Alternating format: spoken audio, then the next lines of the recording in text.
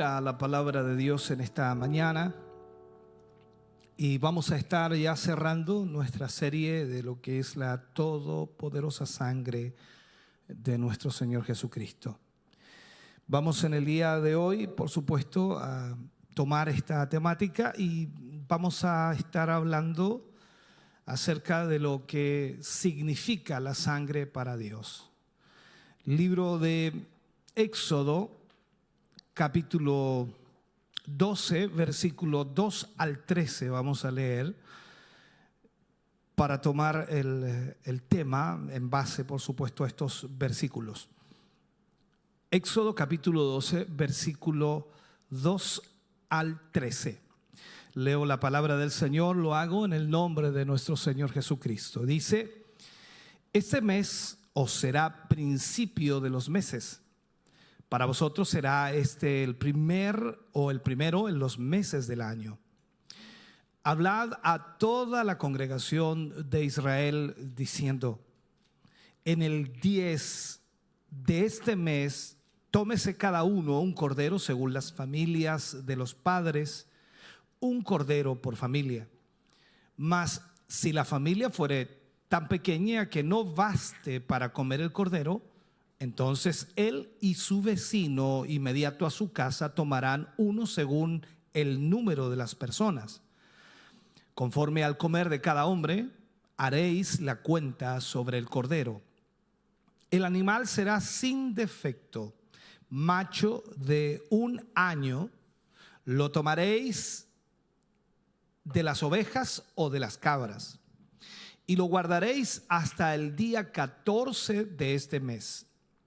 Y lo inmolará toda la congregación del pueblo de Israel entre las 2 tardes. Y tomarán de la sangre y la pondrán en los 2 postes y en el dintel de las casas en que lo han de comer. Y aquella noche comerán la carne asada al fuego, y panes sin levadura con hierbas amargas lo comerán. Ninguna cosa comeréis de él cruda, ni cocida en agua, sino asada al fuego, su cabeza con sus pies y sus entrañas. Eso significa que comieron completamente todo este cordero.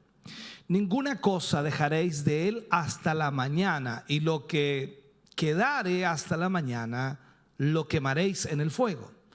Y lo comeréis así, ceñidos vuestros lomos, vuestro calzado en vuestros pies y vuestro bordón en vuestra mano. Y lo comeréis apresuradamente. Es la Pascua de Jehová.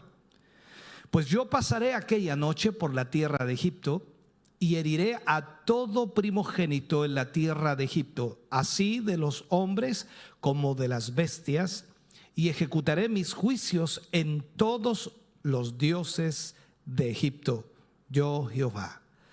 Y la sangre os será por señal en las casas donde vosotros estéis, y veré la sangre y pasaré de vosotros, y no habrá en vosotros plaga de mortandad cuando hiera la tierra de Egipto.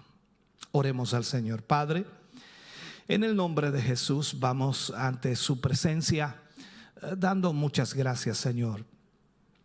Hoy nos permites una vez más poder estar frente a tu palabra y a través de tu palabra ser bendecidos. Gracias por cada hermano y hermana, Señor, que hoy se unen a través de la transmisión para poder recibir y recepcionar tu palabra para sus vidas. Yo te ruego, Señor, danos el denuedo, danos la revelación de tu palabra. Pon en nosotros, Señor, la sabiduría y el conocimiento necesario para poder, Señor, ministrar el corazón de tus hijos. En el nombre de Jesús te pedimos hoy, Señor, que esa gracia divina tuya sea derramada sobre cada uno de nosotros. Lo pedimos en el nombre de Jesús. Amén y amén, Señor. Bien, vamos a hablar entonces, como dijimos, lo que significa la sangre para Dios. Hemos dejado este capítulo, este tema para el final, Porque es aquí cuando comenzamos a darnos cuenta de lo que la sangre significa para Dios. Ahora, nuestra fe puede ser fortalecida porque comenzamos a entender que todo lo que realmente se requiere de nosotros es tener fe en lo que por supuesto Dios ha cumplido y ha hecho a través del Calvario y de la sangre de Jesucristo. Por lo tanto, el pasaje que leíamos habla acerca de la Pascua, del momento en que Israel fue libertado de Egipto. Y es importante verlo y es importante también entenderlo. Recordemos también que luego, en el proceso de liberación de Israel en el mismo desierto, ya cuando vino la ley levítica de alguna forma, Dios también le habló a Israel. Hay muchos pasajes, pero tomaré otro para solamente enfocarnos. Por ejemplo, Levítico capítulo 16, versículo 15 y 16, o 14 y 15, perdón. Allí habla y dice: tomaré luego de la sangre del becerro y la rociará con su dedo hacia el propiciatorio, al lado oriental, hacia el propiciatorio, esparcirá con su dedo 7 veces de aquella sangre. Después degollará el macho cabrío en expiación por el pecado del pueblo y llevará la sangre detrás del velo adentro y hará de la sangre como hizo con la sangre del becerro y la esparcirá sobre el propiciatorio y delante del propiciatorio. ¿Por qué he tomado este versículo? Porque en realidad aquí debemos entender lo que es la redención. La redención en sí es lo suficientemente grande como para ocupar un lugar muy grande en nuestra visión o en nuestro entendimiento. Pero debemos saber que el hombre no fue creado para ser redimido. La caída es un desvío trágico en la línea del propósito de Dios. O sea, Dios creó al hombre con eternidad, Dios creó al hombre todo sabio, inteligente, Dios lo creó a su imagen y a su semejanza. Dios no lo creó para que fallara, pero eso sucedió. Y ahí nace entonces la redención. Eso tiene que quedar bien claro en nuestras mentes, tiene que entenderse realmente, porque si no es así, vamos a querer incluso culpar a Dios por el pecado. Y hay mucha gente que culpa a Dios por el pecado. O sea, si Dios, que era omnisciente, si Dios que lo sabía todo, si Dios que sabía que Adán iba a pecar, ¿por qué lo permitió? Porque llegamos a ese nivel, olvidamos en realidad que el hombre no fue creado para ser redimido, ni mucho menos fue creado para que pecara, pero la decisión la tomó él. Y en este sentido entendemos entonces que no es que Dios lo hizo pecar, sino que el hombre decidió bajo su libre albedrío de pecar. Entonces, cuando miramos esto, la expiación, a través de la expiación somos nosotros rescatados y nuestros pecados son borrados, restaurando por supuesto nuestra comunión con Dios. A eso enseña o eso se refiere cuando leemos nosotros en el Antiguo Testamento la expiación de estos corderos y machos cabríos que eran muertos y la sangre era derramada. Entonces, cuando somos restaurados, aún hay trabajo que debe ser hecho para llevarnos a aquello que Adán, lamentablemente por su pecado, no poseyó. Recordemos que el plan de Dios era perfecto, pero se truncó, se bloqueó, se cayó, en fin, podemos utilizar algunos términos como eso. La intención de Dios era mantener una línea recta a través de las edades. Y Él no ha abandonado su propósito. Dios desea aún mantener esa línea recta a través de las edades, pero el pecado vino y destruyó todo aquello, y por eso entonces viene la redención, viene la expiación que nos libra del pecado. Los creyentes tienen la tendencia de permitir que la obra de restauración de Dios sobrepase, a ver si puedo explicarlo, su obra de realización. Y esto es trágico, porque debemos ver ambas en su lugar correcto. Trataré de explicarlo. Ambas, tanto la obra de restauración de su propósito para que las cosas sigan avanzando, como la realización, o sea, llevarlo a cabo de lo que Él se ha propuesto, es en primer momento que fue por supuesto interrumpida por el pecado del hombre, o porque el hombre cayó y porque el hombre falló. Entonces Dios desea aún mantener eso y volver a restaurarlo, pero debemos ver que el egoísmo del ser humano ha provocado y ha hecho que el hombre desee más lo que Dios puede hacer por él que lo que él está destinado a hacer en Dios. A ver si lo puede entender. El egoísmo del ser humano, el egoísmo del hombre, hoy día lamentablemente está más centrado y desea más lo que Dios puede hacer por él en ayuda, ¿me entiende?, que lo que el hombre está destinado a hacer en Dios. Dios nos creó con un propósito. Dios nos creó, y la Escritura dice que fuimos creados para la alabanza de su nombre. O sea, nosotros debemos adorar constantemente a Dios, pero el hombre ha rechazado aquello constantemente y se aleja de Dios y vive en el pecado y la maldad. Entonces, ¿para qué busca a Dios? Solamente para que Dios le ayude. Y ese es el concepto errado del ser humano por un egoísmo que hay en su corazón. Esa verdad entonces tiene que ser entendida, tiene que ser guardada también y grabada en nosotros. Porque en este tema yo quiero revisar ambos aspectos de la obra de Dios.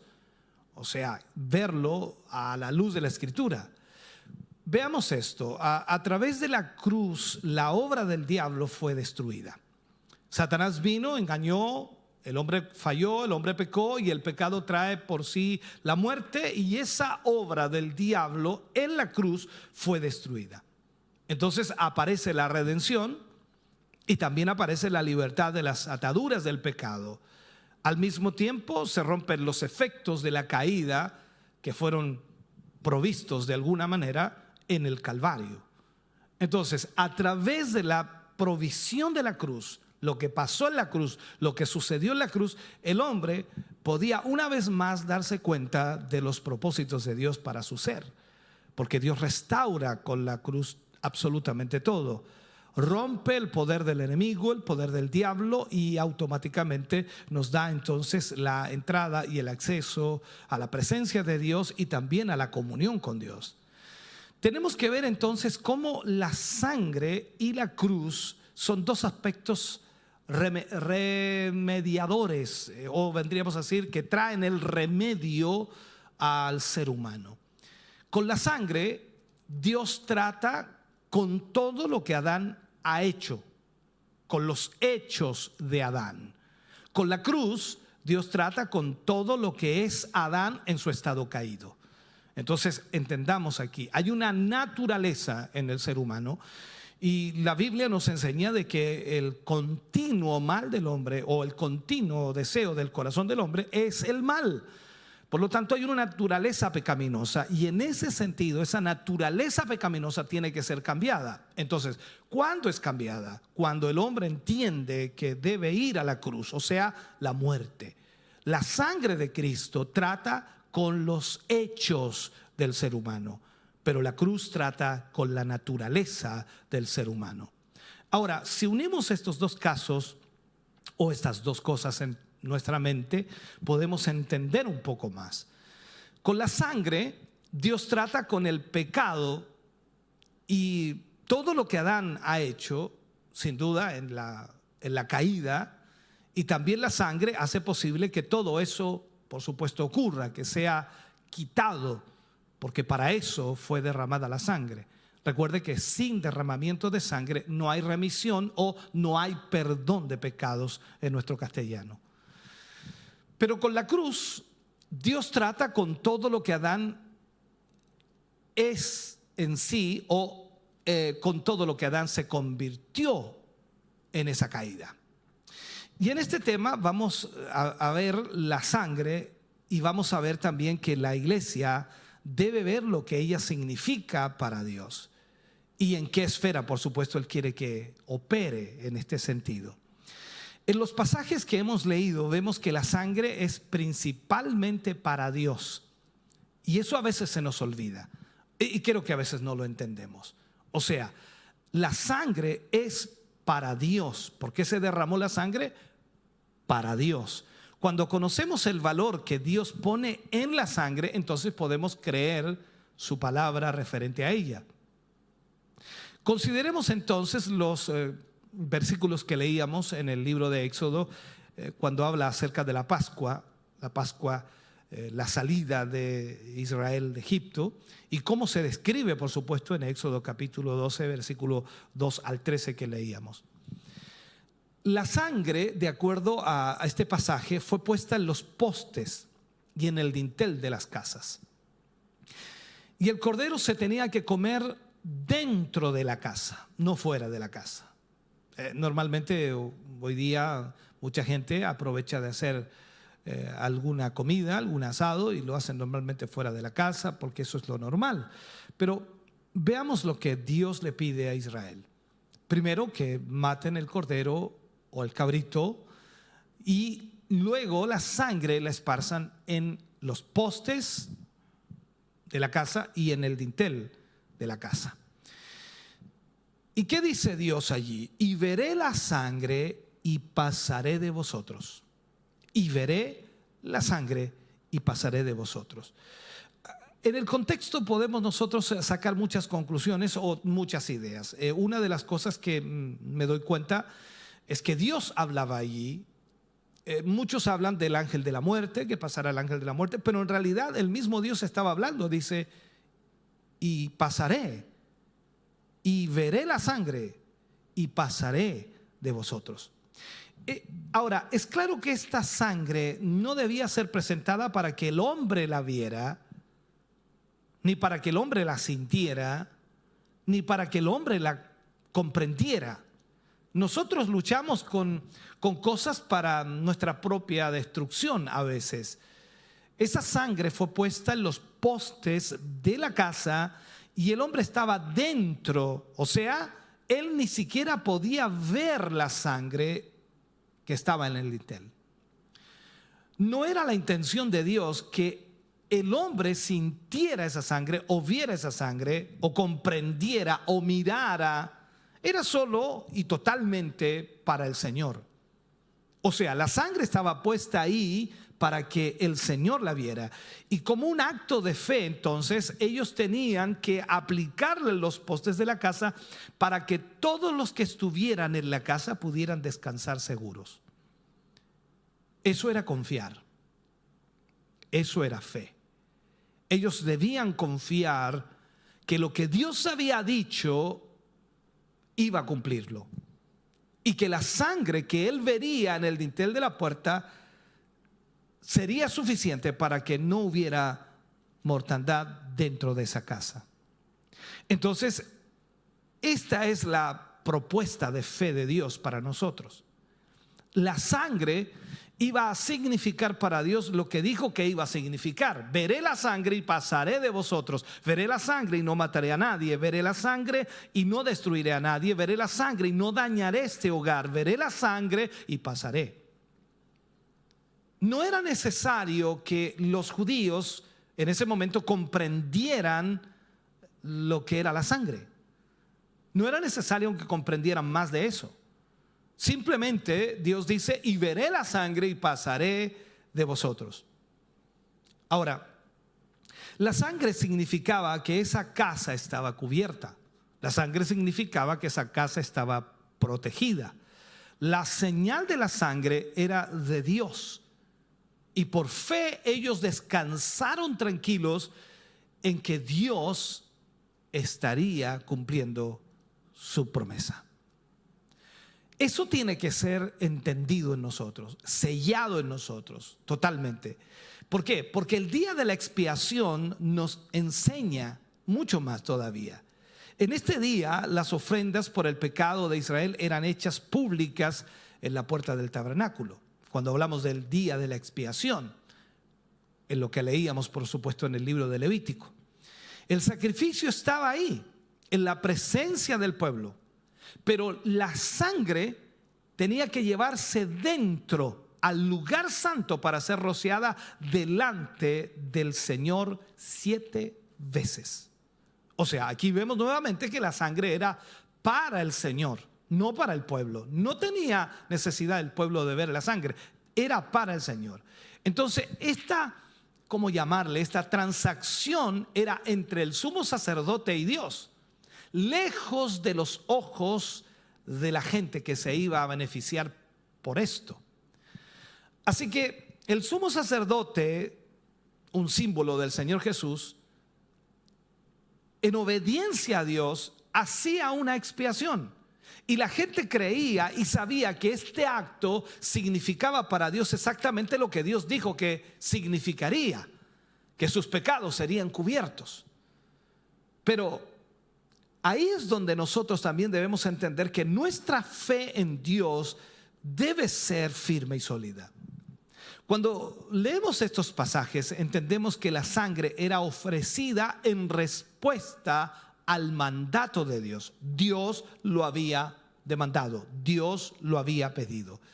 El propósito no era que la mente humana lo captara, que la mente humana lo entendiera o que el corazón humano sintiera lo que esto significaba. No había necesidad de eso. Simplemente el hombre tenía que obedecer el mandato de Dios y Dios se encargaría de cumplir lo que Él dijo que Él haría.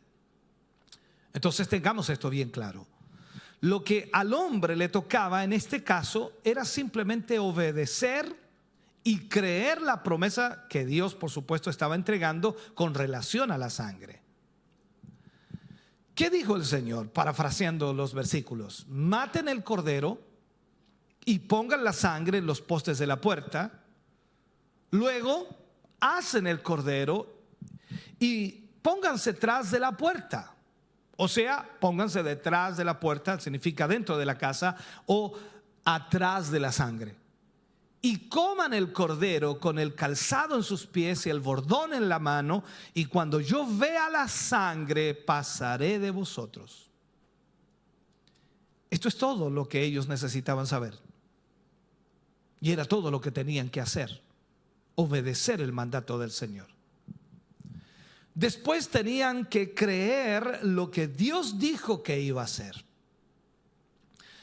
La gente a menudo continúa bajo un sentimiento de culpabilidad con relación a algún pecado que parece mayor en su creencia, ¿no? En su concepto, que la sangre de Jesús.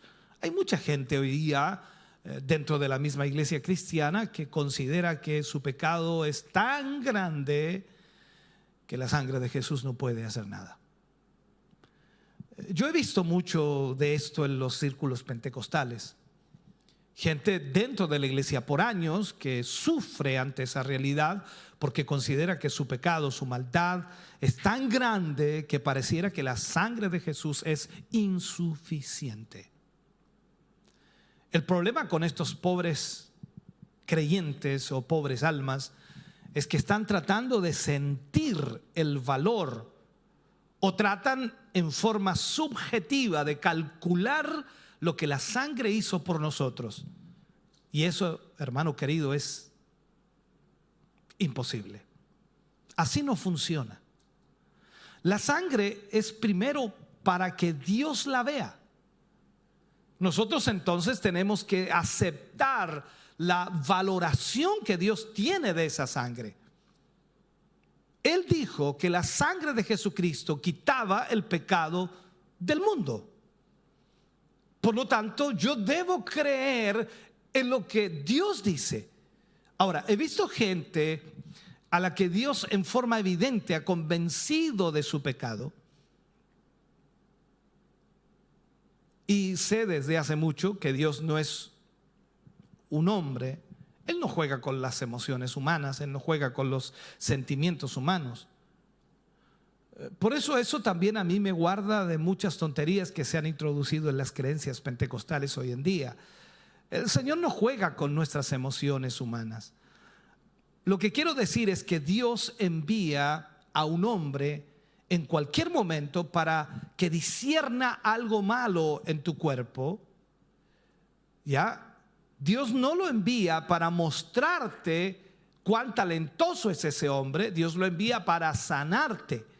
O sea, si un hombre detecta algo malo, si hablamos de un hombre de Dios, hablamos de una persona que Dios usa, que tiene un don, que tiene un talento, y Dios lo usa para mostrarte que hay algo malo en tu vida, Dios lo envía para sanarte.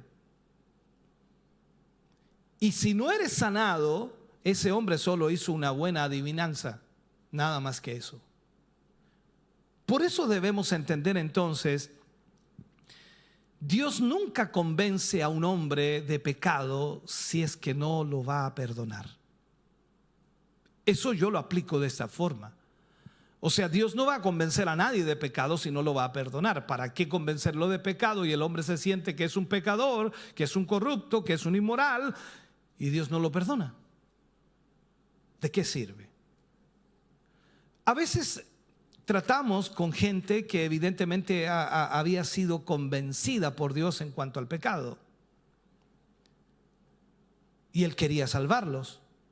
Pero ellos no creían que Dios podía salvarlos porque habían sido muy malos.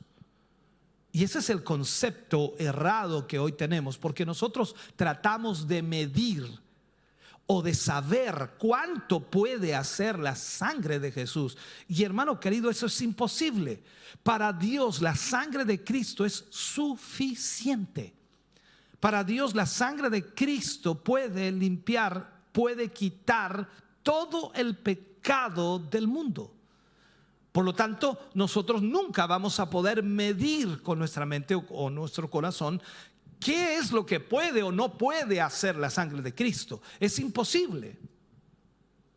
Entonces, ¿cuál es el problema aquí? Ellos están tratando subjetivamente de evaluar esta sangre y esto no puede ser hecho. No funciona así. Si Dios te convence de tu pecado, no importa qué clase de pecador seas. Y discúlpame por lo que voy a decir. Puedes haber matado a 100 personas, no importa. Si Él viene a ti convenciéndote de que has pecado, entonces lo único que tienes que hacer es creer que la sangre de Jesús quitará ese pecado. Yo sé que inmediatamente algunos en casa están diciendo, pero ¿cómo? Mire lo que está diciendo. Estamos hablando de que la sangre de Cristo es suficiente para limpiar, como dice la Escritura, al más vil, al más malo, al más grande pecador. Entonces, si nosotros entendemos eso, no estaríamos divagando tratando de ver qué es lo que hace o no hace la sangre de Cristo. Por eso en los círculos pentecostales vemos a mucha gente que dice, no, ese hermano nunca ha sido creyente, ese nunca ha sido un evangélico, ese nunca ha sido un hijo de Dios, porque nosotros tratamos de medir lo que la sangre de Cristo hace. No, es que ese es malo, es pecador. Dime quién no es pecador. Por favor, levante la mano aquel que nunca ha pecado. Todos los días pecamos, todos los días fallamos ante Dios y todos los días necesitamos que esa sangre de Cristo nos cubra. Y lo hacemos por fe, porque creemos en lo que Dios dice en su palabra y lo que Cristo hizo en la cruz del Calvario. Por eso Dios es el que dice, cuando vea la sangre pasaré de ustedes. No habrá juicio contra ustedes, no habrá castigo contra ustedes, no habrá condenación contra ustedes, porque veré la sangre. Hermano querido, tú y yo tenemos a Jesús en nuestra vida, hemos sido limpiados, hemos sido redimidos, hemos sido salvos por la sangre de Cristo. Lo que Dios ve en ti y en mí es la sangre de Jesús. Por eso es que no hemos sido consumidos, por eso es que su misericordia se mantiene sobre nuestras vidas. La soberanía de Dios es vista aquí. Pero quiero decir que hasta que aceptemos su palabra y su propósito sin cuestionamientos, si no lo hacemos, vamos a sufrir confusiones y dudas. Ese es el problema del mayor o de la mayor cantidad de cristianos que no aceptan su palabra, su propósito sin cuestionarlo. No necesitamos cuestionar a Dios. Dios debe tener el derecho de controlar y gobernar la vida de los creyentes de acuerdo a sus términos, no de acuerdo a nuestros términos. Nosotros no podemos ponerle condiciones a Dios. ¿Te has dado cuenta que a veces le ponemos condiciones a Dios? Oh, si tú me amas, Señor, va a pasar esto. Si tú me amas, tú va a pasar esto otro. ¿Qué estás haciendo?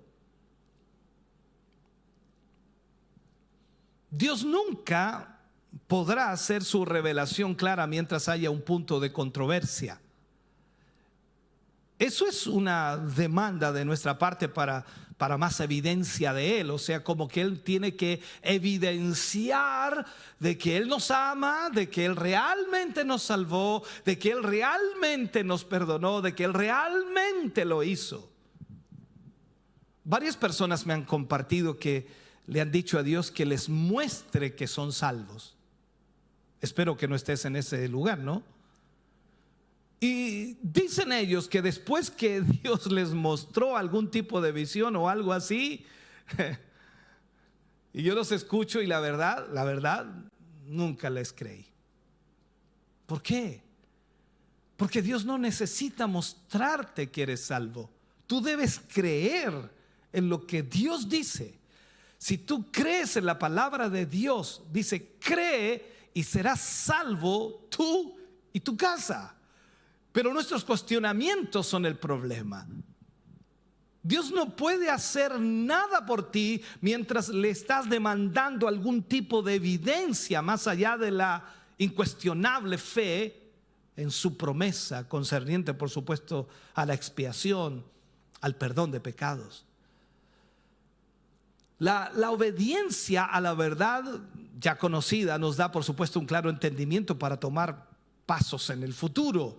Si nosotros entendemos que hemos sido salvos y que hemos sido perdonados de nuestros pecados por la fe en Jesucristo, en su muerte en la cruz, entonces, hermano querido, no necesitamos más.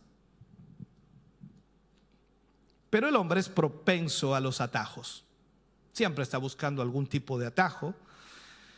Y esto lo deja sin recursos y con demasiadas preguntas. Dios trae de vuelta al hijo pródigo al orden divino, recordemos eso, solo cuando Él retorna y Él exclama, he pecado contra ti. Solo allí lo trae de vuelta. O sea, es exactamente lo mismo para nosotros. ¿Cuándo estaremos de vuelta? Cuando nosotros exclamemos, he pecado contra ti. O sea, ya no hay más cuestionamiento. Nos damos cuenta quiénes somos. Parado allí, culpable y condenado en su conciencia. Entonces el hijo pródigo necesita más que solo sentirse mejor sobre su comportamiento. Él necesita, ¿qué cosa? El perdón. La sangre es revelada al alma arrepentida como una base legal para el perdón. Él no tiene que saber el por qué. Él tiene que saber que a través de la sangre somos perdonados. Y esta verdad debe ser predicada vez tras vez, constantemente, para que cada uno de nosotros entendamos que es a través de la sangre de Cristo que somos salvos. No es porque tú asistes a una iglesia, no es porque tú haces cosas en la iglesia, no es porque tú te vistes de tal o cual manera, no es porque tú estás haciendo ciertas cosas. No, no, no. La sangre de Cristo es la que te limpia de todo pecado. Cuando predicamos el evangelio, hermano querido, y esto encuentra realmente oídos que puedan oír, esa persona o personas que escuchan son convencidas de que son pecadores delante de Dios y se acercan, por supuesto, y entonces cuando se acercan, yo tengo gran confianza de llevarlas a Dios. Por eso es que cuando predico el evangelio normalmente hago un llamado al altar. Hay gente que me dice a mí, ¿para qué hace ese llamado al altar? En otras iglesias no lo hacen. Pero cuando se acercan entonces yo tengo confianza de llevarlas a Dios. Tú no puedes dejar a la gente allí sentada. Puede que alguien esté siendo convencido de pecado, pero ¿cómo lo sabes? Cuando tú le dices que vengas al altar o que vengan al altar para reconocer su pecado, entonces si ellos pasan, ellos están convencidos de que son pecadores y podemos llevarlos a Dios. Pero si tienen otras nociones preconcebidas en su mente fuera de la sangre de Cristo, entonces yo sé que están buscando una evidencia que nunca aparecerá. Alguien preguntaba y decía: ¿cómo sé yo que Dios me ama? Bueno, Juan 3:16 lo dice claramente. No necesitamos ser teólogos para entenderlo. Solamente al leerlo te das cuenta de eso. Porque de tal manera amó Dios al mundo, que ha dado a su Hijo unigénito, para que todo aquel que en Él cree no se pierda, mas tenga vida eterna. ¿Hay algo más que necesites? Entonces, cuando vienen al altar, ¿qué hacemos? Las guiamos al arrepentimiento. Y si se arrepienten verdaderamente, entonces la gracia de la fe va a venir sobre ellos. El Espíritu Santo nunca viene para condenar al pecador, y eso es lo que tú y yo debemos aprender. Nunca el Espíritu Santo ha venido a mi vida para condenarme y decirme: tú eres un pecador, estás perdido, vas a ir al infierno, vas a arder allí como la estopa. Nunca el Espíritu Santo me ha dicho eso. Nunca viene para condenarte. Él viene para convencer al pecador de que es un pecador y que siempre tiene la sangre a disposición para ser limpio. Entonces tenemos que aceptar lo que la Biblia dice. Efesios 1:7, ¿qué dice? En quien tenemos redención por su sangre, el perdón de pecados según las riquezas de su gracia. En quien tenemos redención por su sangre, el perdón de pecados. Entonces, esta es la respuesta para la redención, la sangre de Jesús. Ahora, tenemos que entender que la sangre es tanto una crisis como una limpieza continua, ya que ella satisface las demandas de Dios. Dios no necesita nada más. Ni tú y yo necesitamos nada más. Dios dice: cuando vea la sangre, pasaré de vosotros. Si podemos aplicarlo, solamente una hipótesis: el ángel no va a ir adentro de la casa a ver si hay alguien ahí que no es perfecto. Porque si tú me dices a mí que el pueblo de Israel era perfecto, no lo era. Pero bastó la sangre en el dintel para que no entrara. Él ve la sangre. Luego la muerte pasa de largo. Eso es lo que nos está diciendo el Señor. Cuando tú estás en Cristo y la sangre de Cristo te ha limpiado, Dios ve la sangre. Y no hay condenación. Tal como lo dice la Escritura, no hay condenación para aquellos que están en Cristo. Entonces la crisis de ser justificado por la sangre, como lo vemos en Romanos 5:9, no lo voy a leer, es como entrar en una puerta. Entonces cuando vamos al libro de Hebreos, este sí quiero leerlo, versículo 19 al 22. Hebreos 10, versículo 19 al 22. Mire lo que dice: así que, hermanos, teniendo libertad para entrar en el lugar santísimo, ¿por qué? Por la sangre de Jesucristo. O sea, tú no entras al lugar santísimo porque te convertiste. Tú no entras al lugar santísimo porque ahora eres cristiano. Tú no entras al lugar santísimo ahora porque tienes una Biblia. Tú no entras al lugar santísimo ahora porque eres miembro de una iglesia. Tú entras al lugar santísimo por la sangre de Jesucristo, por el camino nuevo y vivo que Él nos abrió a través del velo, esto es, de su carne, y teniendo un gran sacerdote sobre la casa de Dios.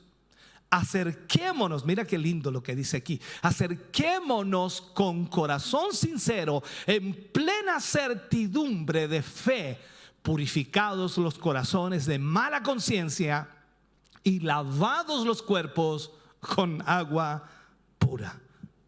Así que, hermanos, teniendo libertad para entrar al lugar santísimo por la sangre de Jesucristo, acerquémonos. Entonces no somos salvos sobre una base para luego mantener esa comunión en otra base. Somos salvos por medio de la sangre de nuestro Señor Jesucristo. Cuando vinimos a Cristo, la sangre nos salvó. Y es como si nunca hubiésemos pecado. Esto es extraordinario. Cuando usted y yo vinimos a Cristo, la sangre nos salvó. Él nos quitó esa, no mochila, no, ese saco que llevábamos al hombro en nuestras espaldas, esa carga tan grande que no podíamos ni siquiera sobrellevar. No podíamos. Y desde ese momento en adelante es como si nunca hubiésemos pecado. Y ese es el fundamento y la base sobre la cual somos salvos. Y debemos mantenernos sobre la misma base. No es que cambie eso, no puede cambiar. No es diferente, sigue siendo la misma base. La sangre provee limpieza continua. La sangre provee limpieza continua. Recuerda lo que dice en 1 de Juan 1:7. Si andamos en luz, como Él está en luz. ¿Qué está diciendo ahí? Tenemos comunión unos con otros y la sangre de Jesucristo, su Hijo, nos limpia de todo pecado. ¡Wow! O sea, estamos hablando que la sangre continuamente nos limpia. Aleluya. Puede ser que nosotros entendamos mal la esfera en la que la sangre opera. Si nosotros nos ponemos a orar como mucha gente ora: Señor, limpia mi corazón de pecado con tu sangre. ¿Pero por qué estás pidiendo eso? Si la sangre de Cristo continuamente te limpia. Recuerda lo que dice en Jeremías 17:9: engañoso es el corazón y perverso. Aquí entendamos algo. Él tiene que hacer algo más que limpiarnos. Él tiene que darte un corazón nuevo. Ahora tienes que entender, y puedo decirlo, tienes que entender de una vez para ti mismo y para quienes ministras, para quienes les hablas, para quienes les predicas, que la carne nunca puede ser limpiada, tiene que ser crucificada. Recuerda lo que te decía al comienzo del tema: la sangre y la cruz. La sangre trata con los hechos de Adán. La cruz trata con lo que Adán es. Entonces la carne nunca puede ser limpiada, tiene que ser crucificada. La obra de Dios dentro de nosotros debe ser algo totalmente nuevo. Ezequiel 36:26 dice: os daré corazón nuevo y pondré espíritu nuevo dentro de vosotros. Hay una diferencia entre ver la sangre como un agente limpiador y verla como una santificación legal para Dios. Hay un mundo de diferencia entre ambos. El propósito de la sangre no es tratar con el pecado de una manera subjetiva. Su eficacia es objetiva. O sea, esto tiene que ser visto por Dios en los postes de la puerta de nuestro corazón. El pasaje de Hebreos concerniente al trabajo que la sangre hace referencia al corazón, pero está realmente en relación a la conciencia.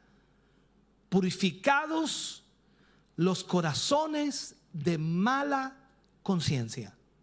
Escuche bien, Esto significa algo más que limpiar el corazón. Significa que algo que se ha interpuesto entre Dios y yo, que hace que yo de alguna manera tenga una mala conciencia en el momento que yo busco acercarme a Él. La pureza de mi conciencia es un recuerdo constante de la barrera del pecado. Pero veo en la palabra de Dios que la sangre de Jesús fue derramada para mi perdón. Y cuando yo confío y acepto lo que la sangre significa para Dios, mi conciencia entonces quedará clara y este sentimiento de culpabilidad es quitado y yo puedo venir con todo de nuevo al trono de la gracia. O sea, si logro entender lo que la sangre significa para Dios. Muchos han tratado de limpiarse de la vieja naturaleza, de la carne, ¿no? O la impureza de la vida. Y dígame si no lo hemos intentado. Muchas veces en el pasado lo hicimos tratando de nosotros limpiarnos o tratando de limpiar a otros, en fin. Pero la muerte, no la limpieza, es la respuesta para el hombre caído. Cuando hablo de la muerte, hablo de la cruz. Dios pone la integridad del viejo hombre en la tumba. Tiene que morir ese viejo hombre. No puede estar viviendo ese viejo hombre. ¿Por qué? Porque se va a rebelar en contra de Dios. Qué bendición, hermano querido, es ver a los creyentes que antes estaban confundidos y que habían, no sé, testificado que la sangre los había limpiado y purificado, pero ahora les vemos finalmente libres por la verdad de la muerte en la cruz. Otros nunca han encontrado el camino de la muerte a través de la cruz. Han caído en desaliento, en confusión, porque ese viejo hombre rehúsa ser limpiado. Somos seres humanos con pasiones. Y la verdad es que el único remedio de Dios para ese viejo hombre o para esa vieja naturaleza es la muerte. Déjame cerrar este mensaje. Creo que ha sido suficiente por hoy, ¿no? Pero creo importante lo que vamos a, o con lo que vamos a cerrar. Dios no nos pide que tengamos fe en algo que no va a funcionar. Nunca nos pedirá que tengamos fe en algo que no va a funcionar. Él no puede convencernos que la sangre nos ha limpiado cuando el viejo hombre continúa haciendo valer sus sucias pasiones. Es imposible que Dios nos convenza de que su sangre nos ha limpiado cuando nuestra vieja naturaleza está viva con sus pasiones. Pero nuestra fe puede descansar segura en el hecho de que Dios ha aceptado la fuerza de la sangre. Nuestra conciencia está limpia y hemos sido lavados en el agua pura de la palabra y estamos viviendo y caminando en la luz como Él está en luz. O sea, tenemos comunión y la sangre de Jesucristo, su Hijo, continuamente está limpiando nuestra conciencia de pecado y de culpa. Y esto es verdad. Cuando nosotros vemos la sangre como la base legal para Dios, entonces no somos condenados. Cuando Dios entonces en su misericordia nos ha rescatado, lo ha hecho a través de la sangre de Cristo. Cuando el viejo hombre se quiere levantar, nosotros solo confesamos nuestros pecados y seguimos adelante. Cada vez que ese viejo hombre trata de levantarse, esa vieja naturaleza, confiesas tus pecados y sigues adelante. ¿Por qué? Porque cuando tú confiesas, la sangre de Jesús te limpia. Entonces no somos llevados bajo la condenación, porque nos damos cuenta que la muerte es la única respuesta para el viejo hombre. No hay limpieza para la carne. Esta tiene que morir. Cuando entendemos esto y colocamos la carne en la cruz, caminamos entonces en la paz y la seguridad de esta salvación bendita, sabiendo que la sangre ha asegurado nuestro lugar en Dios. Entonces, cuando entiendo lo que la sangre significa para Dios, entonces creyéndolo, no lo tengo que entender, no lo tengo que sentir, no lo tengo que ver. Yo solo tengo que saber y creer lo que Él dice. Cuando vea la sangre, yo pasaré de ustedes. Yo solo camino con Él, con la sangre en los postes de mi corazón y en el dintel de mi corazón. Y aunque aún estoy lejos de lo que Dios va a hacer en mí, en cuanto a lo que Dios concierne, por supuesto, no hay nada que se interponga entre nosotros. Confío de alguna forma que estos mensajes que hemos entregado acerca de la sangre te hayan llevado a un punto de creer aún más en ella. El poder de la sangre de Jesucristo no puede ser valorado o medido por nosotros. Es imposible exagerar su poder o es imposible disminuir su poder. Solo créelo, predícalo, háblalo, proclámalo, actúa en base a ella y Dios la hará real en tu vida. Esa sangre preciosa nos limpia de todo pecado. Te invito a orar al Señor. Padre, en el nombre de Jesús, te damos gracias en esta mañana, Señor, por esta palabra. Yo espero con todo mi corazón que cada uno de tus hijos y de tus hijas, Señor, que ha oído esta palabra pueda asimilar, pueda entender, comprender y más allá, creer en tu palabra. Señor, bendice tu pueblo, glorifícate en ellos, Señor, y trae un despertar a tu palabra en cada corazón y mente. En el nombre de Jesús te damos gracias por esta palabra hoy, te damos gracias por esta instrucción. Gracias, mi Dios, lo agradecemos infinitamente. Amén y amén, Señor.